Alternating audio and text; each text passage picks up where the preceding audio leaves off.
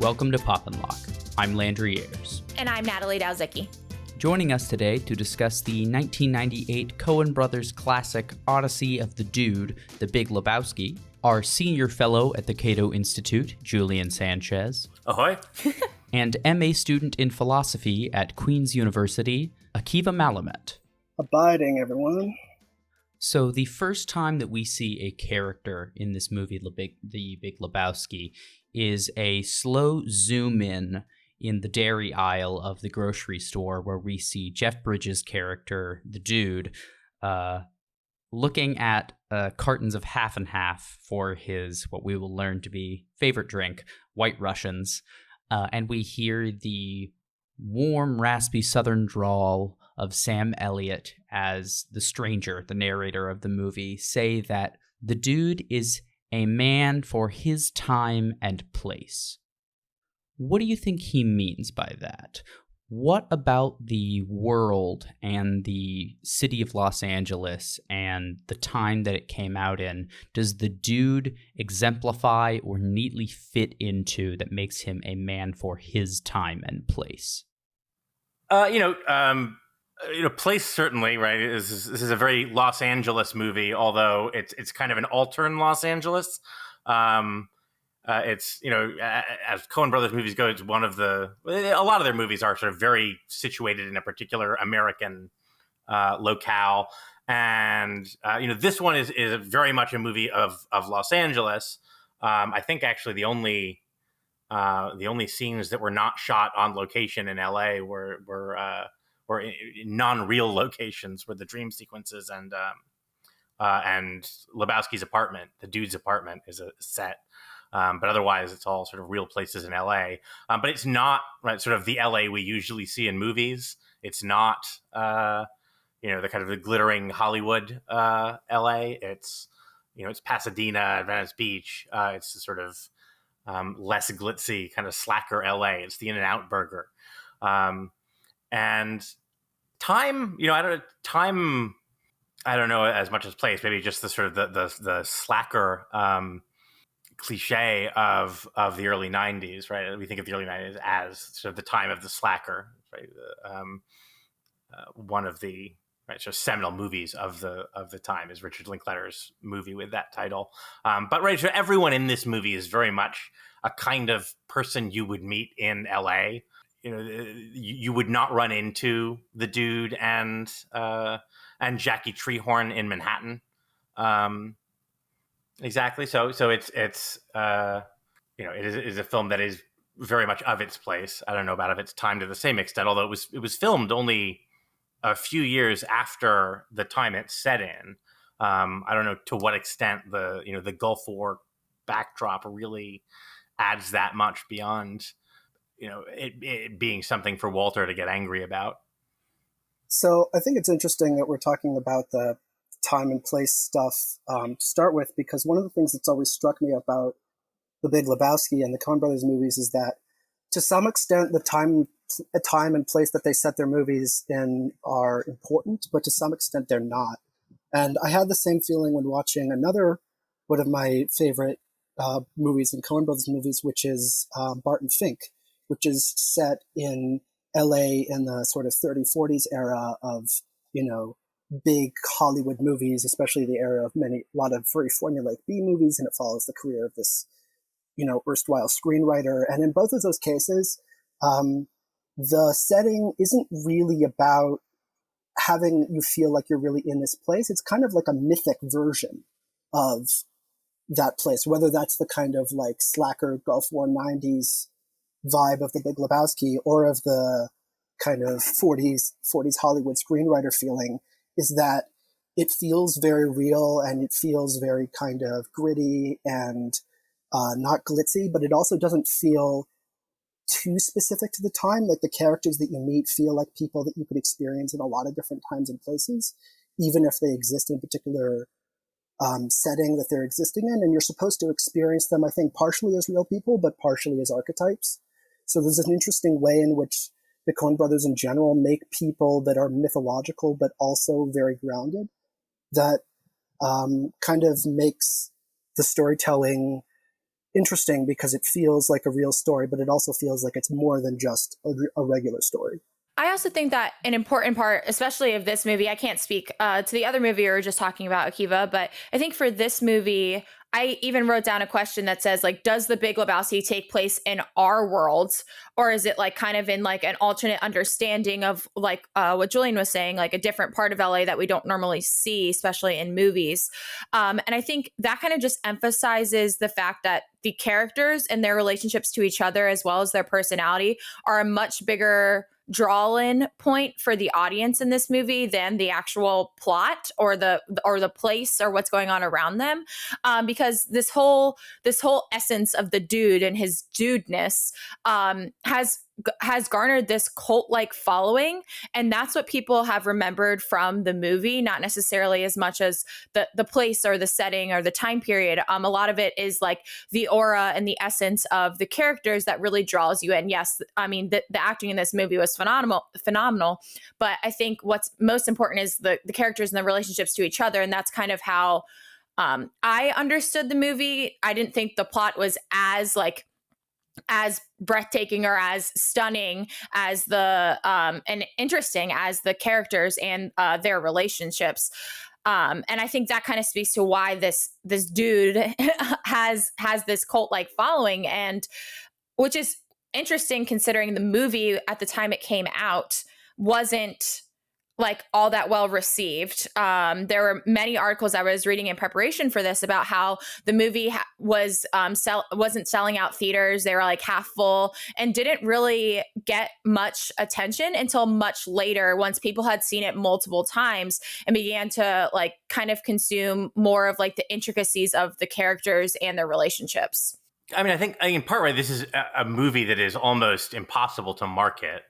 Yeah. I mean, it's sort of, in a sense, you could say, well, it's kind of a send up of, sort of 40s noir, hard-boiled detective films, but it's not really. I mean, it's not centrally a parody of those films, even though it is to some extent sort of playing with that genre and those genre conventions.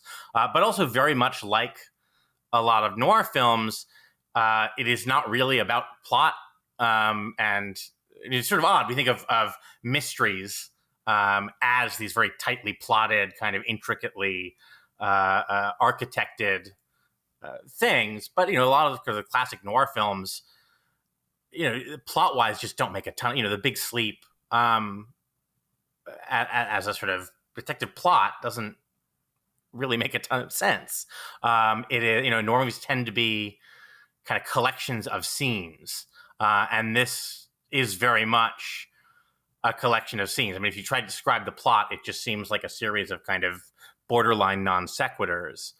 Yes, that actually exactly happened to me. I was telling my wife that I was going to be watching this movie, The Big Lebowski, and she said, "Oh, I've never actually seen it." And I said, "Oh, it's really good. We should watch it." And she said, "Well, what's it about?" And I said, "Well, it's about this guy." And she said, "Oh, the guy with the mustache and the sunglasses, the Big Lebowski." And I said, "Well, it kind of, but not really. There's this guy, his name is the Dude, and these guys break into his house and urinate on his rug." And that's about as far as I was able to get explaining the story, really having it make any sense, and I completely failed to make it a captivating thing that made her want to watch it. Even though it's really good, and I'm sure she would really enjoy it. Yeah, it's definitely a hard sell, like Julian said. I think I would also have a nightmare if I were the marketing director of this campaign for this movie. So I think I maybe this is me like Walter trying to bring everything back to Vietnam. I'm a big opera nerd and in particular a Wagner fan, and I think in a sense the way to think about the Big Lebowski is as I think a probably consciously Wagnerian work, something that they themselves allude to kind of internally. In one of the dude's dream sequences. But what I mean by that is what is one of the things that is most characteristic of Wagner's mature operas is his use of leitmotif. That is the idea that there will be these leitmotifs, these little musical phrases that are associated with a character or an idea or an event that will recur over and over throughout the work, blend together with other themes, and be transformed in ways that are a kind of commentary. So you'll hear in the first opera of the Ring cycle, there's the theme of the Ring of Power, which is this sort of evil dwarf curses love to obtain this ring, which has this insidious and sinister theme that speaks of kind of greed and treachery, and then it transitions from the first to the second act into this sort of glorious, triumphant, magisterial music of Valhalla, the Palace of the Gods. But it's basically the same music in a different key and with different instrumentation. But it's the same. It's the same, and the time is stretched out a little bit. So they sound, in a sense, very different, but it's basically the same melody. And I think Lebowski is very much a movie that sort of needs to be understood in terms of this motivic technique. And I think this is actually something, again, they kind of nod to this in the film itself. You see in one of Lebowski's kind of fantastically staged dream sequences, he and Maud Lebowski are kind of doing this dance together, and she is in Valkyrie gear. She is dressed like Brunhilde from Wagner's Ring Cycle, except not quite. She's really dressed more like the cartoonish version of Brunhilde that Elmer Fudd dresses up as in the Looney Tunes What's Opera doc. So it's a kind of ridiculous comical take on this sort of magnum opus of Wagner, and I think that's probably deliberate because in a sense, what makes the film so notoriously quotable, one of the reasons it's a cult classic is that people kind of quote it constantly. And one of the reasons it is quotable is that it is playing these games with dialogue that gets sort of passed, not just that gets repeated. Sometimes it's the same character repeating a line, but dialogue that gets passed from character to character, sometimes by sort of direct transmission. The dude says, Rugg really tied the room together. And then Walter kind of echoes that back to them, back trying to kind of rile him up to take action. But sometimes sort of bizarrely where, a line will be repeated by a character who never heard it spoken the first time. The Chinaman is not the issue, or, where's the money? Well, where's the money, Lebowski is repeated sometimes by characters who heard it before and sometimes independently. But you see these lines sort of popping up again and again in different places. As these sort of motifs that recur and connect disparate scenes. And you also see actually the more traditional use of leitmotif to some extent, in the sense of a kind of theme associated with characters. The rolling along with the tumbling tumbleweeds that is basically the first piece of music we hear, and then crops up again at the end associated with Sam Elliott's cowboy narrator, The Stranger. The dude has not a singular piece, but a sort of soundtrack of 60s and 70s classic rock. There's a sort of Mancini track that plays with Jackie Treehorn. Mucha Muchacha is associated with Bunny Lebowski. There's various kinds of classical music associated with the Big Lebowski. It's Mozart's Requiem in the first instance, and something from Korngold's City of the Dead, later Die Totenstadt, both of which, by the way, are little messages, right? Requiem is obviously a funeral mass, and then Korngold's Die Totenstadt is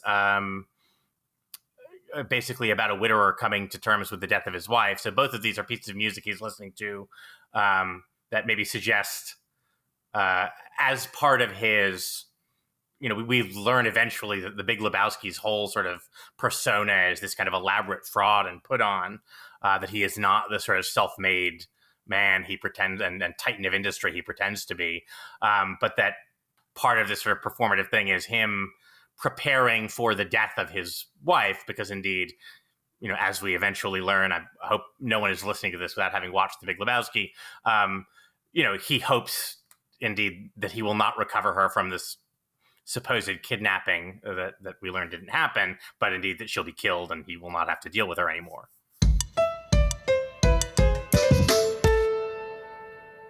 What about the dude has allowed him to become so beloved, has given him such staying power as a character that people want to glom onto?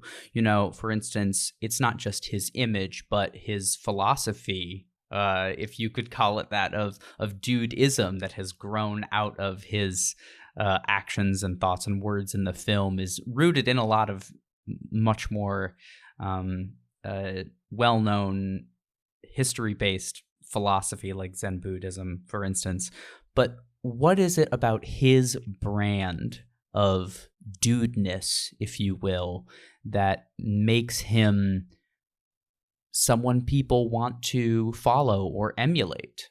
Is it for instance, like, he's based on a real person, Jeff Dowd, who is a member of the Seattle Seven, just like the dude references. He said, yeah, the Seattle Seven, that was me and 6 other guys. What about the dude as a character makes him something people want to follow? Well, so I think this is a great question. And I think it's interesting to contrast the character of the dude with other kind of 90s slacker fare that Julian mentioned earlier. So if you think about, let's say, the character of Dante from Kevin Smith's Clerks, or you think about the various not particularly specific characters from Richard Linklater's Slacker, those are all people whose profiles are not particularly, I wouldn't say not admirable, but they're not people that inspire you all that much. They're kind of people that aren't very happy with their lot in life. Dante's most quotable line is, I should have stayed home today. So he has a little bit of a whiny aesthetic, which, some people could still appreciate, but it doesn't inspire all that much. And I think what separates the dude is that he has a kind of like philosophical stoicism to dealing with the kind of march of life and the kind of continuation of this slacker approach to things, of not kind of chasing after ambition, of not trying to create great edifices or seek larger narratives, that has its own kind of value. And it's not just kind of being fed up with the world or feeling like everything kind of sucks and it's against you in a depressing kind of way, but it has its own validity, its own philosophical nobility to it. So without being too grandiose, I suppose, the dude always makes me think of the classic book by the philosopher Albert Camus, right? The Myth of Sisyphus, which is all about how basically at the end of the day, if you're trying to make sense of your life, you kind of can't. There isn't a clear way to look at the world and say, yes, I know exactly what this is all supposed to mean, what we're all supposed to do with this. And then to some extent, life just is sort of absurd. And it's not always easy for people to pull meaning out of it in a clear way. And so at the end of the book, Camus invites us to imagine the mythological character of Sisyphus, who's continually rolling this boulder up a hill over and over and over again as he's condemned by the gods, to imagine that he's a happy person, that he likes what he's doing.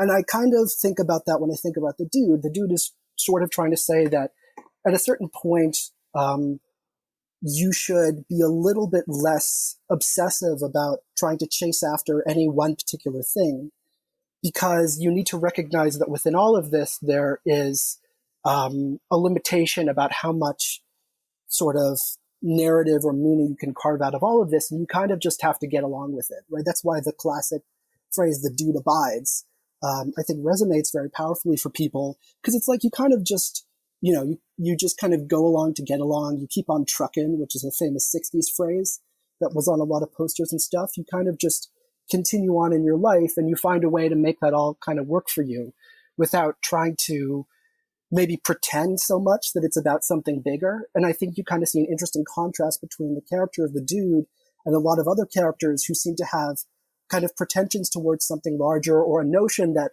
what things should be about is something larger, and try to portray themselves as being part of that, whether that's Mr. Lebowski's pretending that he's actually a very important, successful businessman, or Walter's commitment to, or pseudo commitment, I suppose, to the details of the Jewish faith, and you know and Walter's kind of insistence that you have to have an ideology, right? So Walter has that famous phrase like, you know, say what you will about the Nazis, at least they had an ethos.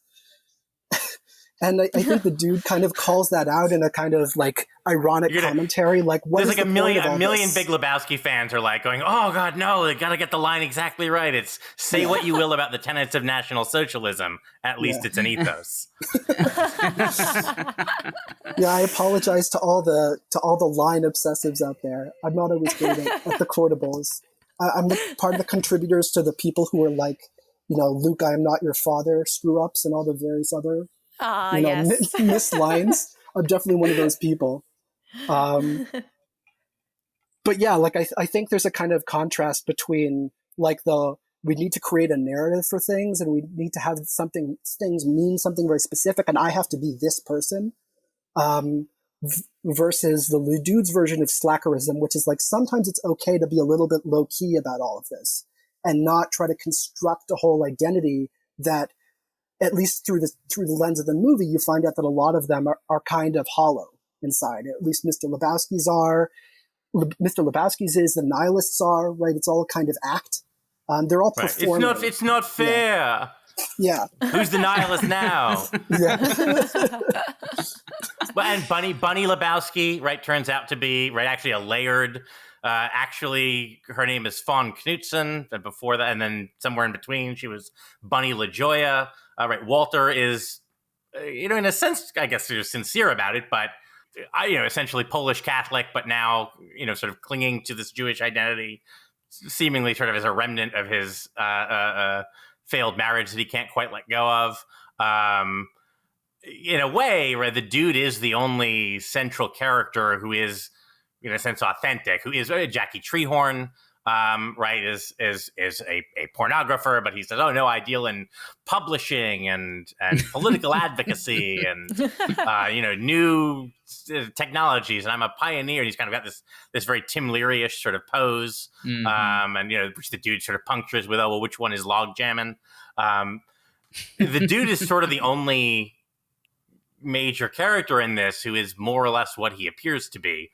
What he appears to be may not be all that, he's a very stoned kind of slacker guy. Yeah. He's eminently who authentic. Likes bowling. Yeah. But everyone else is basically a performance. Maud Lebowski is this, poses as bohemian artist, but of course she's a wealthy heiress, and she's got this like ridiculous, sort of put on quasi-European Swiss finishing school. I don't know what that accent is. And in the end, she just wants to be a mom anyway. Right. Yeah. So, he is, in that sense, totally authentic. But he's also this sort of weird, refreshing thing in that he is, right, the setup, again, the structure of this thing is a kind of pastiche of 40s hard-boiled noir detective stories, but he's almost sort of the opposite of a kind of hard-boiled protagonist, right? He is not a man of action by any means. He essentially, everything he does is sort of at the instigation of other people.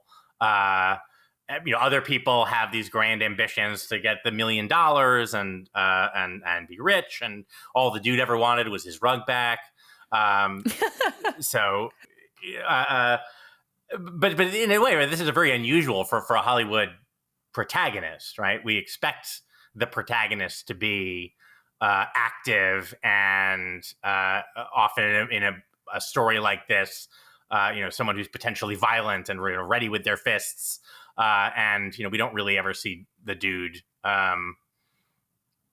do anything particularly violent or aggressive. And he's sort of kind. He's when the Big Lebowski, who's sort of the architect of a lot of the sort of misery they've been put through, is sort of falls out of his chair at the end. Walter is determined to expose him as a fraud. He says, "No, come on, guy. Man, let me help me put him back in his chair." so yeah, he's this sort of interesting Zen hero who, in a sense, doesn't want do anything, much of anything, other than to be left alone, maybe to have his rug back, but is kind of drifting along, and yet things sort of work out for him in the end. Well, I also think it's interesting that you talked about how the dude is a different type of like protagonist than we're used to seeing. He's certainly not the hero, certainly not, well, I mean, he could be a hero, like you said, a Zen hero. He's certainly not someone who's like going up and creating the big action points. If anything, he's kind of like the moral reason. Like he's like the one who's like sitting back and being like, this isn't a big deal. Like he's very, very nonchalant. And I think it's interesting that kind of on a surface level, I think most people probably want to relate the most to the dude, but they know that they don't act like him, if that makes any sense. So when I was watching it, I was like, oh, wow, like I wish I could be a little bit more like this, because I'm, as Lane knows, I'm very type A. So if like I let things roll off my back as much as the dude was, maybe I could like not be so concerned about the little things that don't matter in life, which is like kind of that aura that the dude gives off. But I think in part, at least for me, when I was watching it, my draw to the dude as the character was more so that like there are some good things that like a lot of people could learn from his type of personality. Mind you, all of us don't need to live our lives that way. But I think it was just interesting how laid back he was, and the fact that it wasn't your typical like strong. And I say that kind of in quotes because I don't mean like physically strong, like you're a strong presence of a protagonist as we typically see. And I think that's part of the reason, like while I was reading up for this podcast, part of the reason that a lot of people don't get, or like I saw so many people saying they don't get or they don't understand the Big Lebowski. And I think it's because there's not that like strong plot with the protagonist we're all used to seeing. And I think it's a lot harder for people to understand the purpose of this movie if they don't understand the nuances of the characters, like the dude, which is he's obviously integral to the movie.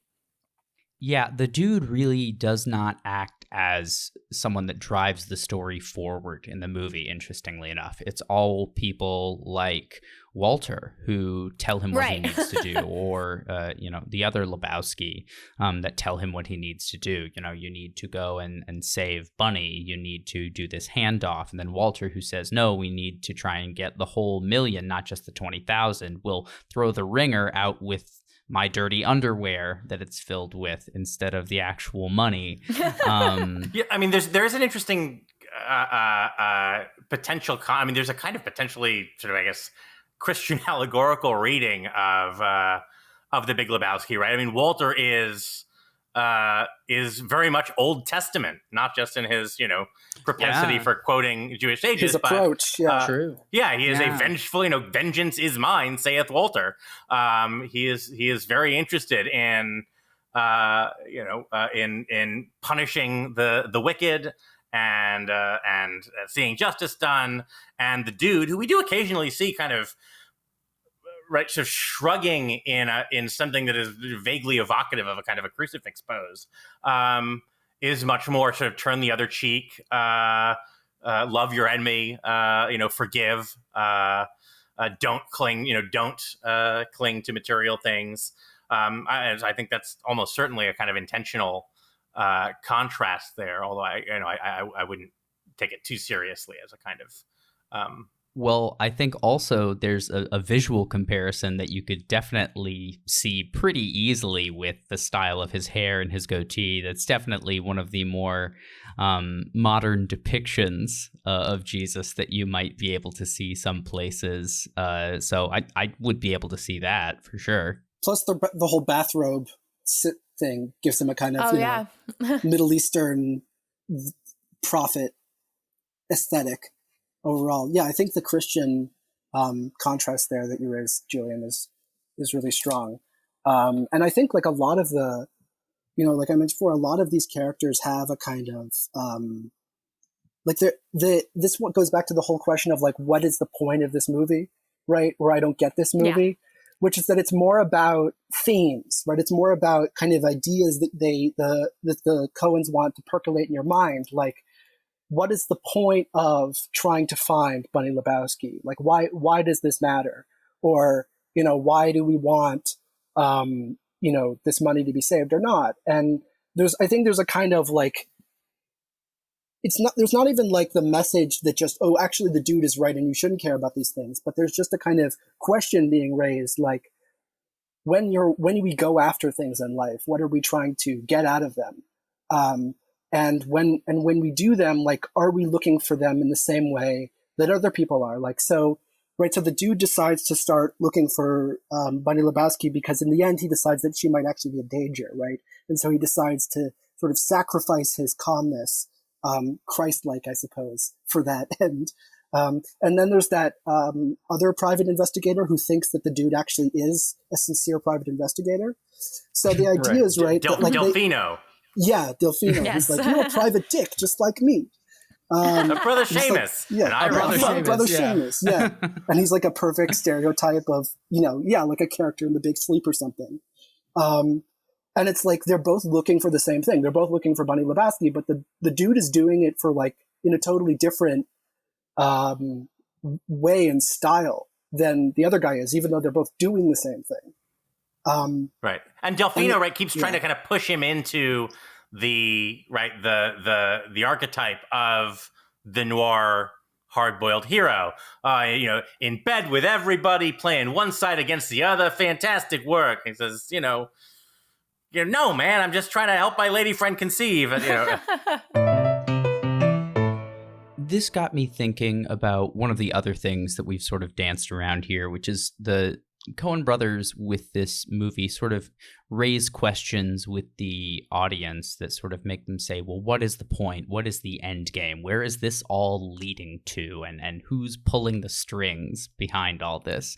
And a very sort of surface level of the reading, especially when you're not finished with it, I think would lead you to the conclusion that there might not be any meaning behind it. It's absurd. It is, a lot of people going about things for selfish ends, but there's no grand plan, or it seems like there may not be a real dramatic structure to the entire movie. And so it makes you sort of believe in a postmodern reading partially way through the movie that there is no meaning. And you could very easily walk away with that. But then it sort of turns it on its head when you come to the end with the nihilists who embody this very much like accepting the lack of meaning and like emphatically supporting it. And then saying, well, really, those people are cowardly and that they've been had by someone else who's, pushing them in a direction for their own means, and that really it's about making your own meaning and making something significant for yourself, which is, I think I did not get the first time I watched this movie. I didn't get a lot of it the first time I watched this movie when I was a much younger person, but upon this watch, I really appreciated that. It has, I wouldn't say an optimistic quality to it, but I liked that it rejected nihilism to an extent. Just for me personally, I thought it made it more interesting that way. I think the nihilists are some of my favorites because of how, in the end, how derpy, right, the movie gets about their supposed like intensity, like, we believe in nothing, Lebowski, but like, and then they end up being very whiny. And what I love about that is the way the movie kind of just keeps dumping on the cynicism that it previously revealed, right? So, at the end of the movie, right, when Donnie dies, another spoiler for people who 22 years to later. unwisely, 22 years later, when Donnie dies, right, and then they refuse to buy into the industry of buying this, like, urn container thing, and they use the Folgers coffee, right? And then the Folgers then the wind blows their sincere ceremony of Donnie's ashes in their faces, right? So in the end, it's kind of like, well, none of the efforts here are really so clear. Like, what was that about?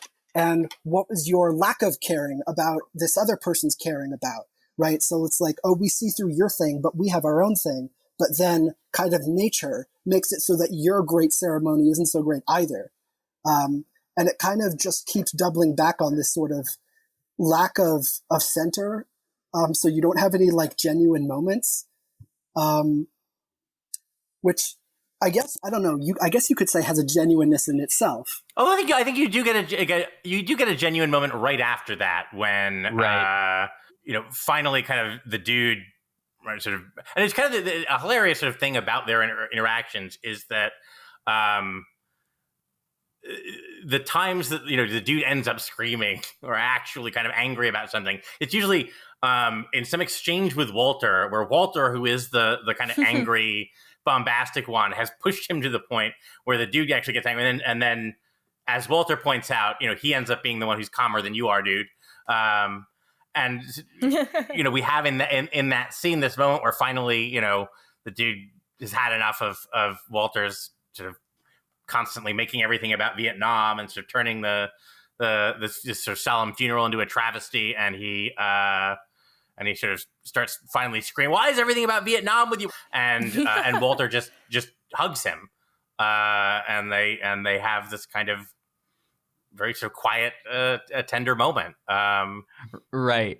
In the cold light of day, you get that oddly tender moment between the two of them, and just like I was saying a little bit before, it doubles back on that cynical view, and it sort of ruins what was a beautiful moment. Oddly, even if Walter kind of manipulates it to make it something sort of about him, it kind of ruins that for you. But then it also then doubles back on it again and gives you a bit of this tender, beautiful moment that sort of showcases the very odd, sort of mysterious friendship between Walter and the dude that I still don't entirely understand. But then again, I don't understand how I'm friends with a lot of different people that are very different from me, and I still cherish those friendships dearly. So yeah, I mean, I wouldn't say like, the movie just kind of dumps on everything in the end, but it kind of has this thing where it's cynical but genuine at the same time, which is what makes it, I think, also endure. It doesn't feel like it's just purely cynical, which makes you less inclined to appreciate over time if you don't only want to feel cynical. When that happens, So it creates this really nice kind of mix of emotions where in the end it's sort of all of this, you can kind of poke holes in everyone's relationships, right? So Walter clearly has immense PTSD from Vietnam, and all his relationships has failed, and he's very angry, but he's also very calm and caring. And the dude kind of seemingly doesn't care about things, but also gets intense when he feels like certain core values, these like 60s values of peace, love, are being threatened. So you have these kinds of nuanced characters where they have a lot of kind of deep, enduring flaws, but you appreciate them anyway, which I think also pokes at the kind of Hollywood thing of like the good people are good and the bad people are bad kind of thing. It has that sort of anti-hero trope, but not in the sense that like you appreciate someone who's basically a bad person, right? Which is what happens in like The Sopranos or The Wire. It's more like they're not really good or bad people. They just have flaws. And you sort of live with them in their humanness, instead of them being either good or bad, or a bad person that you empathize with. I think also, in terms of the difficulty of sort of processing this, I think this does go back to the kind of, motivic nature of the film, right? This is notoriously a film that people maybe think is fine the first time they see it. They like it a little better the second time. And then the fifth time they see it, they really love it. And the people who are really crazy about this movie, well, I think will often tell you, and it's certainly true of me. Again, it was fine when they first saw it, but they didn't really love it until the third, fourth, fifth viewing. And I think that's and again partly because the nature of sort of Wagnerian work like this is that it sort of becomes, it's sort of like one of those magic eye pictures. It sort of becomes clear only in sort of soft focus when you can see the whole sort of at once. So if a motif is introduced in a Wagner opera, you may not understand the full significance of that motif until it's elaborated later and you understand its connections to all the other themes. I mean, I've heard The Ring hundreds of times. I've seen it performed 5 or 6 times, and I still often am hearing new things, hearing new relationships between themes, or recognizing that actually this theme is a transformation of another one that I hadn't recognized it previously. And so I think it's certainly, again, in sort of strict narrative plot terms, it's a little hard to get a grip on. It's when you've seen multiple viewings and you recognize this sort of internal hypertext kind of nature of it, that sort of the individual moments, I guess, get their full significance. Yeah, it's not really about the story overall, right? It's about the many stories that you get within the story based on the different, right? Like Natalie mentioned earlier, it's very character driven. And ultimately you pick up on those themes, the same way that you would in a musical score through different instruments, the different characters that embody particular themes. And there's sort of the different, there's a violin in Lebowski or the dude or whatever. And they sort of pull out the different emotional textures that you want to raise. And so it's not even it's really about understanding these different types of life experiences or types of ways of viewing the world. So, it's probably harder to get more postmodern as a movie than this, unless you just wanted to do the weirdest collection of clips from any random thing and just mash them together and pretend it's a story. But it has that kind of focus on looking at these characters and what they're going through to then appreciate a certain experience of life, rather than it being about the thing that they're pursuing per se. It's more about them relating to any particular situation that they're in, whether that's because they're feeling genuine about it, or because they're feeling cynical, or because they're happy about it, or think it's funny, or they're angry, or whatever that is. So part of it too is what getting at that question we've been talking about pretty much throughout this entire recording is like the point of the movie. Are people having a tough time understanding? From my perspective, it was interesting because I had seen this movie when I was younger. It had been about maybe 5 or 6 years ago, the last time I've seen this movie. And I think this time when I watched, I went in with a very different lens, not only knowing that I was going to do this podcast, so I wanted to have some depth to the conversation, but also that I think once you get older, you may view this film very differently based on your own life experiences, like Akiva was just talking about. And I don't think perhaps a younger audience has enough life experience in order to really, for some of these character personalities and relationships to really resonate with a young audience. So I imagine that a younger adult audience might not understand the film as much as an older audience, partially just because that was my own personal experience. Because the first time I watched it, I very much was in the camp of okay, that movie was kind of funny, but why did I just waste my time watching that movie? But this time around, I definitely thought the conversation was much more in depth, and Julian was saying, the hypertext, or what I kind of gleaned from the nuances between the characters, was much, much different than the first time I had viewed it. I also wanted to put in there that the first time I had viewed it, I thought it was my favorite part was when the ferret went into the bathtub, because I used to have a ferret and I used to walk it around on a leash.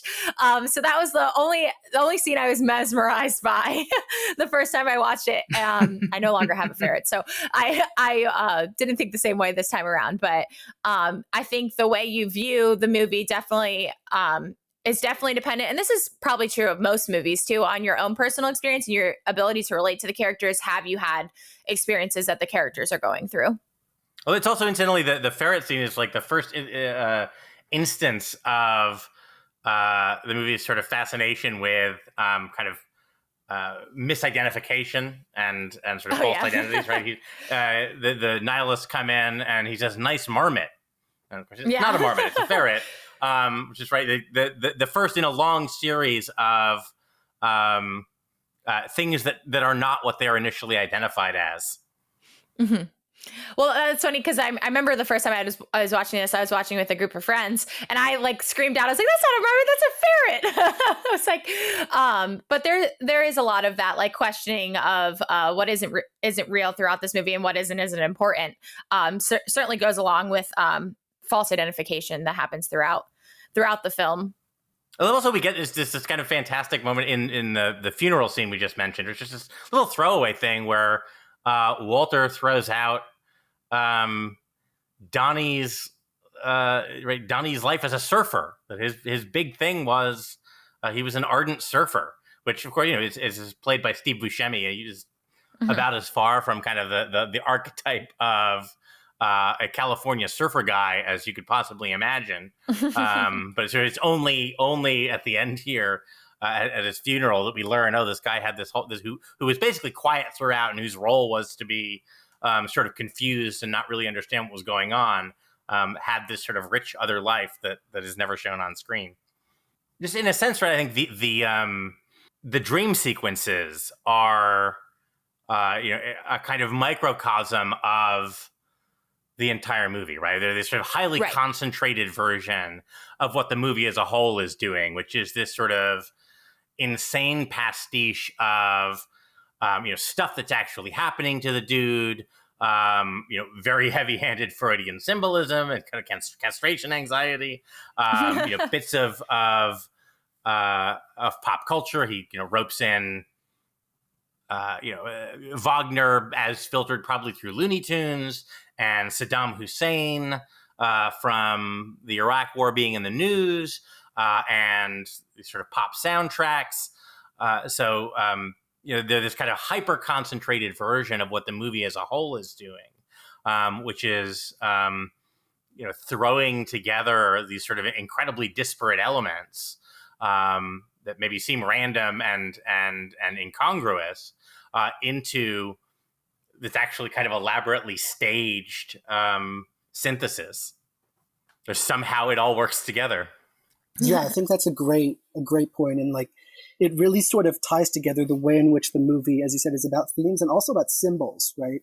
So it's about certain visual cues that kind of keep coming back about certain psychological drives and anxieties that, well, certainly the dude has, but also we as the audience have when we're trying to, either when we're following the narrative or when we're going through an experience, whether those are, fear of some kind of violent situation or a sexual one or whatever. And you kind of, through all of that, you just have the physical, the dude within the sequence kind of just being tossed and thrown around. So he's within this environment, and then eventually he is on the back of the bowling ball, and he's really actually is the bowling ball, and is kind of smashing into the things, and he kind of loses his coherence and cohesion, his like perspective on where he is and what's happening, which is sort of like a larger commentary on being disoriented, right? Or it's like a very literal disorientation, and I think is about like the difficulty of trying to like look at different things that are happening in front of you and tie them together, different things either in your life or just as you experience something, like you see this person in front of you and that person, and the walls are this color and whatever. And when that all ties together, you kind of say, well, what was that experience? And what was this thing that I've been trying to get towards? And I guess, for me, like this is sort of something you think about when you think about dreams in general, right? They're a way of processing information. So, one of the standard, like neuro explanations for why we have dreams is that it's like a kind of screensaver for just processing all the random pieces of information that have gone through our brains over a period of time and kind of sorting it into files and whatever. And sort of the insanity of that is our brain trying to figure out what all of this actually means and how we're supposed to use all of this information.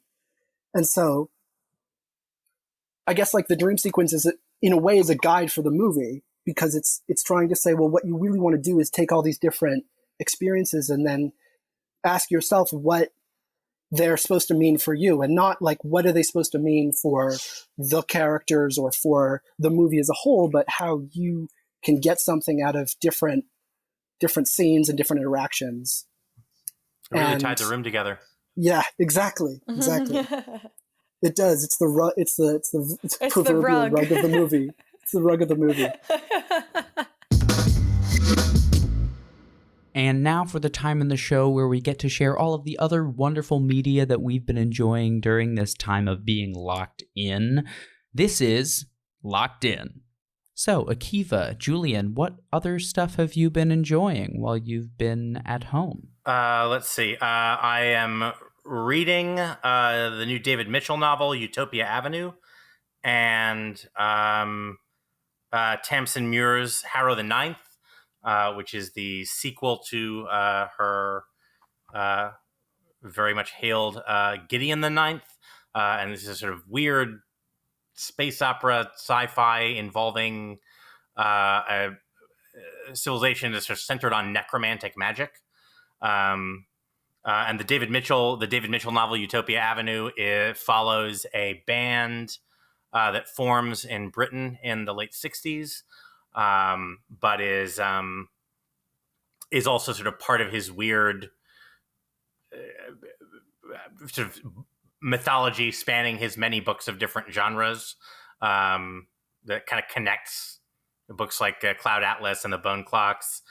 Let's see. I recently listened to the Audible adaptation of Neil Gaiman's graphic novel Sandman, starring James McAvoy as the title character. And slightly more seriously, I'm reading Thomas Ridd's book Active Measures: The Secret History of Disinformation and Political Warfare. And let's see, I don't know, watching. I've been kind of rewatching Deep Space Nine just as sort of pandemic comfort food, just because there's a whole lot of it to go through. And games, I've been playing the RPG Disco Elysium, which is a kind of just bizarre detective story, but set in this sort of strange political environment. It's to me very reminiscent of China Miéville's work, or to some extent Warren Ellis, the comics writer. And I've also been playing The Last of Us 2, which is a kind of post-apocalypse zombie revenge story by Naughty Dog. The first Last of Us was a sort of very celebrated cinematic game from the studio Naughty Dog. I don't know if a movie. I guess I watched Hamilton like everyone else. Having seen it in New York maybe 5 years ago, I got to watch it again, and like everyone else, get all the songs stuck in my head yet again, as though it's 2016 again.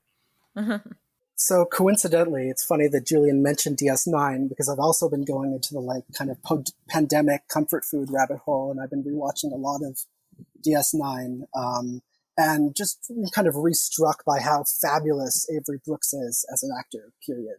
And how underrated I think he is, because it's Star Trek and everyone kind of waves off Star Trek as being, lesser than, which I take great umbrage at as a confirmed Trekkie.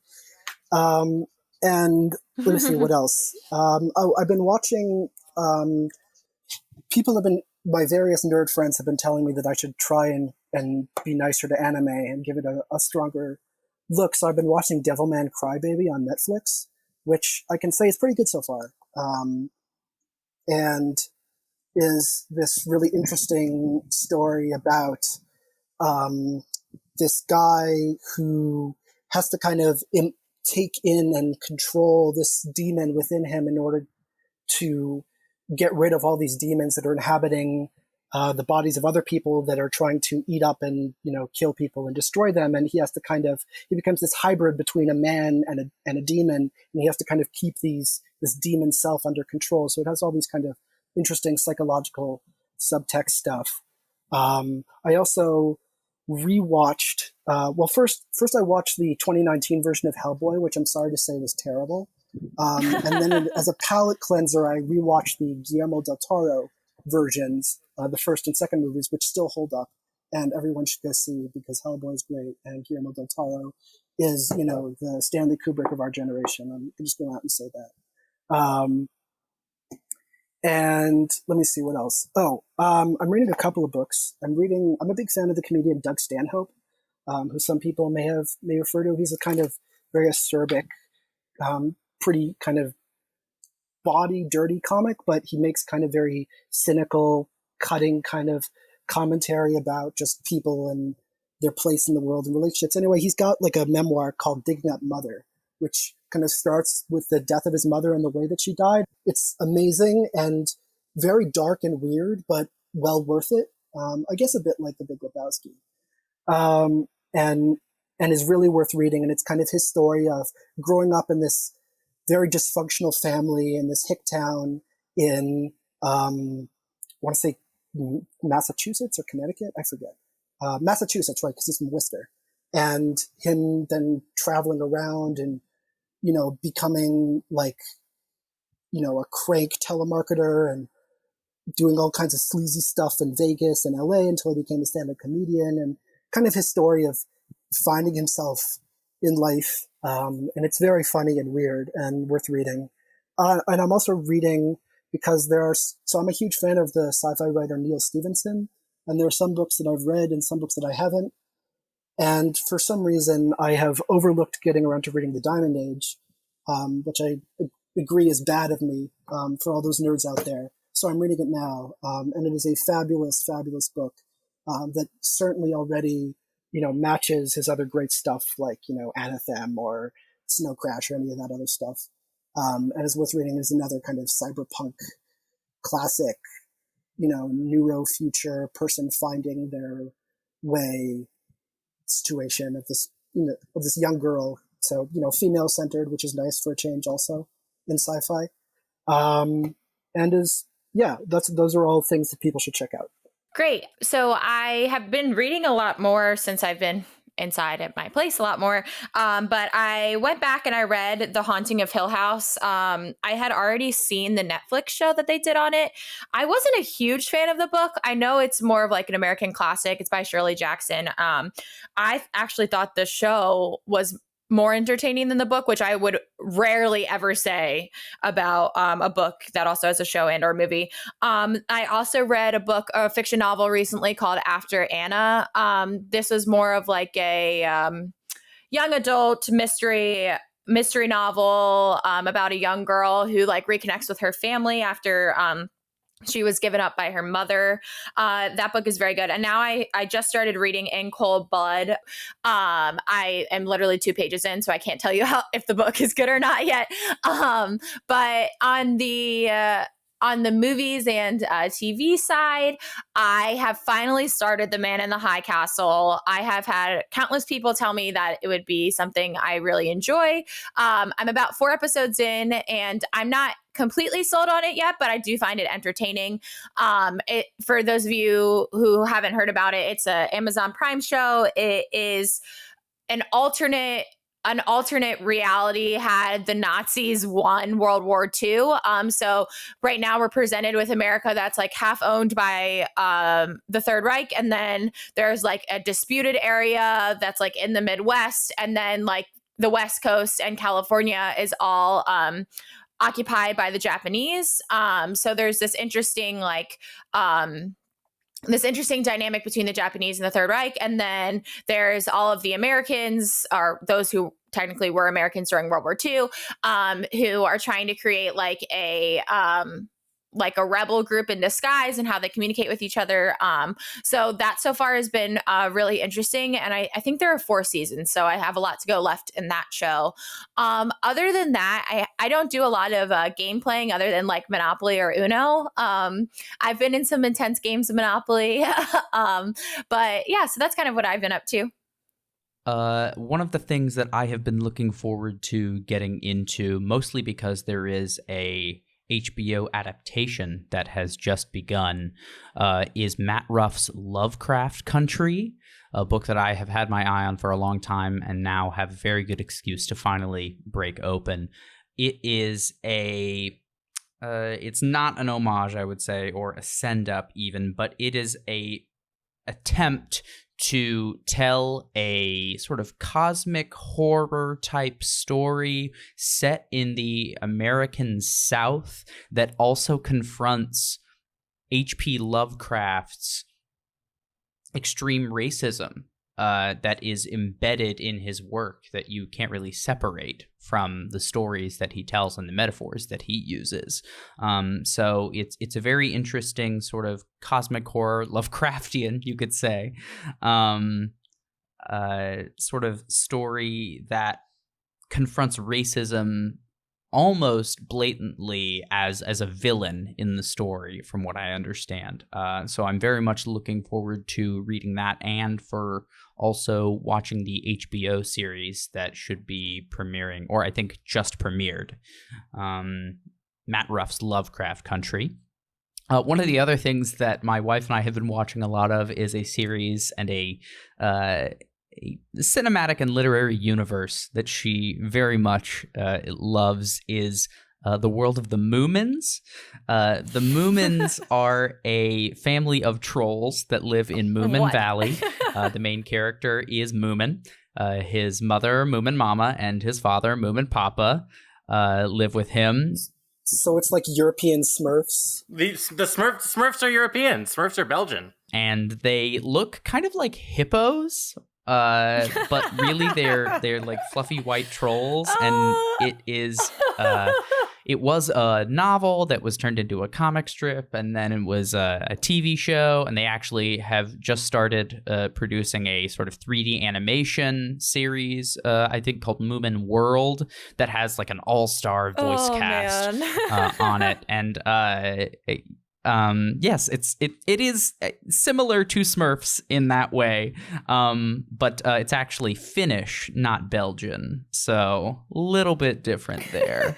But it's a lot of fun, and it has some it has that fun sort of European tinge to the children's stories, to where in like an American kids show, even for a country that loves its guns as much as we do, like, you wouldn't see someone confront a villain and just point a musket at them. But that happens in the Moomins when Moomin Papa has to confront the Groke, which is the personification of depression, and leaves a trail of ice wherever she goes. It's fascinating and fun and weird, and I highly recommend The Moomins by Tove Jansson. I also have been interested, specifically because the Moomins reminded me of it, because Matt Berry is one of the voices on the new series that they're producing. Matt Berry got me thinking about What We Do in the Shadows and the IT Crowd. And I specifically went back to one of his very first things he was ever in, Garth Marenghi's Dark Place, which was produced by a lot of the people that are in that sort of scene with the Mighty Boosh and IT Crowd. And it's just a hilarious, weird 80s horror soap opera parody show that is so strange and is wacky. I love it. I highly recommend it. And the last thing for all of our podcast listeners out there is one of the best podcasts I have ever heard, and definitely within the past couple of years is one of my favorites. It is Richard's Famous Food Podcast. It is produced by Richard Parks III. It is a podcast about food and food culture, but it is like a weird Adult Swim cartoon for your ears in its wackiness. It's not, off color or dirty or anything like that, but it is just strange and musical and all these different voices done by this one guy, and he writes these amazing songs, but he's also a James Beard Award nominated food writer. So the stories are all about like bone broth, and it talks about like the origins of pho and the culture behind it, the tradition of hiding a Christmas pickle in a Christmas tree. We do things that. like that things that are just so weird and strange that I would never think, I want to listen to a podcast about that. It makes it so compelling and funny that you just have to listen to it, and it's really great. I think it's weird. It's not for everybody, but I think it'll surprise you. So I highly recommend Richard's Famous Food Podcast. Thanks for listening. What do you think the meaning of The Big Lebowski is?